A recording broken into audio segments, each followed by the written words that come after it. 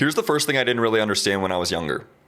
Time feels slow when you're young, but it actually starts moving faster. And there's a little bit of actually a scientific reasoning for this, and it's not because of the clock changes or anything like that, but because each year actually becomes a smaller percentage of your life. When you're a 10-year-old, a year is 10% of everything you've experienced. When you're 25, it's 4%, and when you're 30, it's barely 3. So that's why the years start to blur together. And that's dangerous because it makes drifting feel invisible when you don't notice the impacts of like all your small decisions in real time.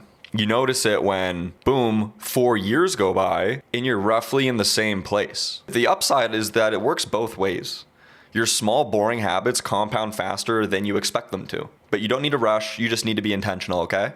Now, if you're in your early 20s, the good thing is that you are a billionaire of time. It's one of the most important currencies in the world, and it's one of the reasons that 20-year-olds have an advantage because it gives you a little bit more leverage for all your habits to be developed, your investments to grow, your health to improve. And once you understand that you are a billionaire of time, it shapes your outlook on a lot of things in life. And in your adolescence, you just don't fully grasp that concept, and it's something that I always like to talk about. Here is the second piece of advice that was one of the hardest for me to accept when I was younger. Discipline beats talent over the long term. Talent is loud, it is flashy, people notice it right away, and discipline is quiet, boring, and invisible at first.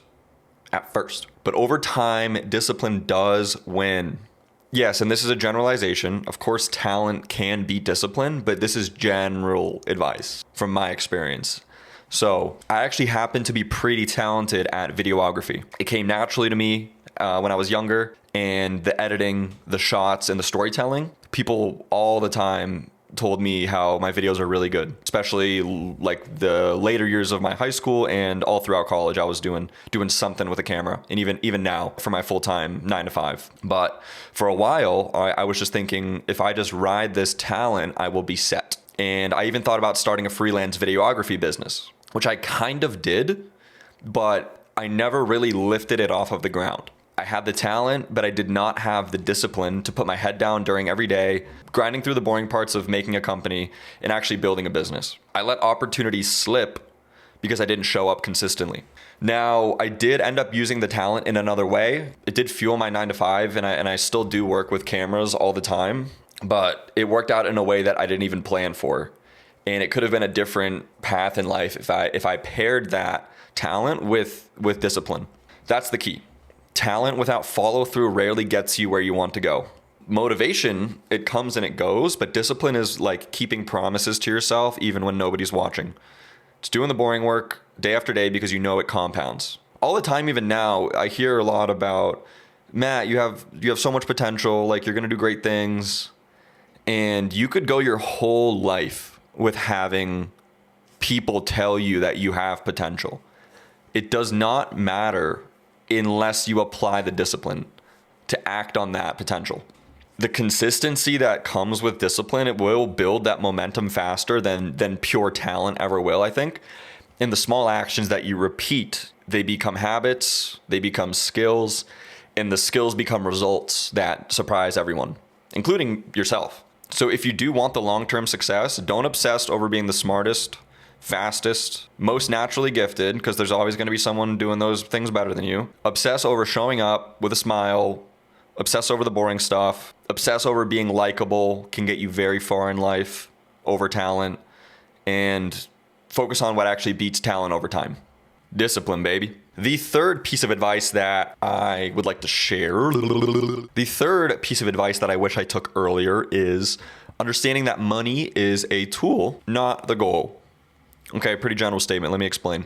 I have always been naturally gifted with money. It comes easy to me in ways that almost feel automatic. And I realize that that is like not the case for majority of people. Like most people, especially like early 20s, they struggle with money. They don't know where to put it. They don't know where to spend it. They don't know how to save it. Paycheck comes in and paycheck goes out. every month, every week. Being good at money isn't enough. You actually have to think about how to use it. And a lot of content on this channel is going to be about money, how to navigate it, how to manage it, how to use it to build the life you want. I honestly feel like I have to teach people how I manage money because the mindset is a little bit natural for me, and I see many people missing the mark in the fundamentals on this. They don't teach it in high school. They barely touch on it in college. Even in like economics courses, people go through these intensive accounting or business programs. They don't know how to balance their own budget. They don't know how to, what tax advantage accounts you should be saving money in. They don't know why you should save this many months of cash, or like they struggle in their own life. So it's not your fault for not understanding it. But when your entire economy is built around capital, you must understand how to use it. And if you don't, you're just going to be kind of floating in Neverland and unfortunately never getting ahead. It's taboo to talk about, and I love talking about it, and I'm trying to make it not taboo. It shouldn't be taboo. To move on from that rant, you don't really start with the numbers. You start by designing the life that you actually want and figuring out what that looks like. Lifestyle, hobbies, the freedom. And then you work backwards to see how much money is actually needed to fund it. It's reverse engineering, and it's a really simple framework to figure out how much money you need and why the money itself is not the goal. It's just like a tool to have the life that you want. You know, like a simple way to think about it is finding out how much money you spend in a month, multiply by 12. That's how much you spend a year. And then you can reverse calculate how much money you would have to have invested to generate a return that covers your burn rate, how much you're spending. And again, I'm going to make a bunch more videos about this. A lot of people go through life and with the YOLO mindset. Oh, like tomorrow's not guaranteed. $1 million is going to be worthless when I'm 65. And the odds are is that you're going to live until the ripe old age of like 85, 90. So you better kind of start preparing for it and designing like the life that you want. A lot of people don't have a good relationship with money, but one of the simple frameworks that I like to live my life by is you're going to want to cut costs ruthlessly on things that you don't value, and then spend ruthlessly on your hobbies and the things that actually matter to you. I don't really value dining out that much. I'll do some like medium grade slot bowls like Chipotle because I think it is good bang for buck, and like I don't feel like a bag of bricks after. But when I'm doing like fine dining, or like just a normal restaurant where you're paying like, I don't know, like prices are just crazy where I don't feel like it's always worth it to go out to eat. When there's a $20 cheeseburger on the menu, like that should be your sign to like get up and walk, because add tax, we're at $22, add tip, we're at like $27. A cheeseburger becomes almost $30. And it's like not that good. So I do still end up going out to eat when I'm like catching up with friends or family, but it's not something that like I totally value. So I try not to go when I don't have to. In the hobbies, I don't question spending like hundreds of dollars on ski gear, or hundreds of dollars on video equipment, or hundreds of dollars on a mountain bike. The price per versus like the price to joy ratio is really high on those things, and they matter to me.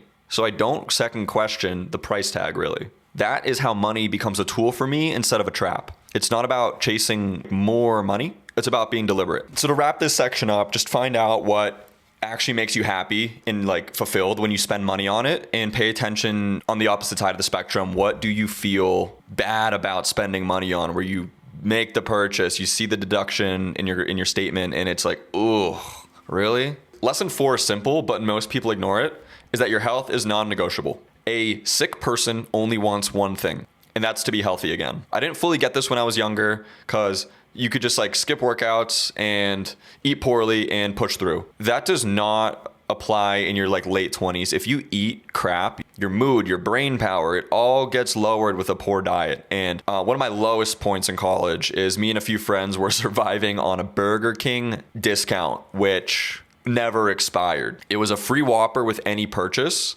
of like $1 or more. So we got like dinner for $1, and we were doing that for months before they sent a patch, because it was supposed to be a one-time use offer and it never expired. So we were abusing the living hell out of it. It was MGRREQ. We almost all got that code tattooed on us because of how much money it saved us. If I were to do that now, my energy would drop, my focus would disappear, stress would build, and everything else would become harder, like work, money, and important decisions. Everybody should have like a fitness routine, whether that's like weightlifting, whether that's group classes, whether that's biking, whether that's skiing, whether that's hiking, whether that is Pilates, whether it's yoga. Like you just have to find out what's fun for you. For me, it was like building a habit of like I'm lifting weights 3 times a week, and I try to stretch, like do like a floor mat routine. And that's honestly a foundation for my health right now. Like I haven't really dropped that routine in like years.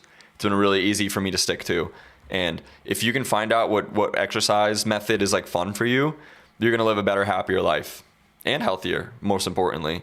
And that will spill into every other area. Because you only got one body, you got to treat it well. You can chase money, skills, or opportunities all you want, but if you're not healthy enough to use them, like it does not matter.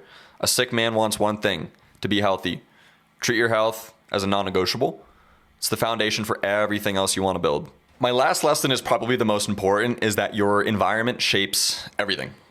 After I graduated my, undergraduate studies, shout out Plymouth State, I stayed in that town longer than I should have. Now, I had a unique circumstance where I was able to join the marketing team at that university for my first job post-graduation. And I worked there for about 3 years. At that point, like all of your best buds, they graduate, they move on, they start their careers. It really got to a point where I realized it was holding me back, and it definitely kept me from leveling up in my career, my finances, and my life. I'm very grateful for that university and like for the first job out of college that was, given to me, and transitioning from a student to a working professional at the same university is a really tough dynamic to navigate. And it took me a little bit of, branching away from the differences of lifestyle from student to working professional, but eventually it settled down, and it got to a point where I was definitely like kept from leveling up in my career. So honestly, I'd be willing to do a whole video about like the things I learned at my first job. Maybe that's something that will add to the list. A lot of people don't, fail on purpose. They just stay in the environment that doesn't push them forward. Like you don't need to isolate yourself, but what you do need to be honest about is like where you live, who you spend your time with, and how you spend your energy is helping you become the person that you want to be. Your environment shapes the options you'll have tomorrow. Surrounding yourself intentionally, and suddenly your discipline, your money, and your health, they all amplify, and your life will open up in ways you didn't expect. So this channel is about the lessons that I've learned so far, revolving around money, health, discipline, and the choices that actually helped me build a life worth living. I'm not some guru. I just think it'd be cool to yap about topics that I wish I heard earlier in my 20s to help me make hard decisions a little bit easier. So if you found value out of this video, I hope you can stick around, drop a sub. This is Matt Rudd signing out.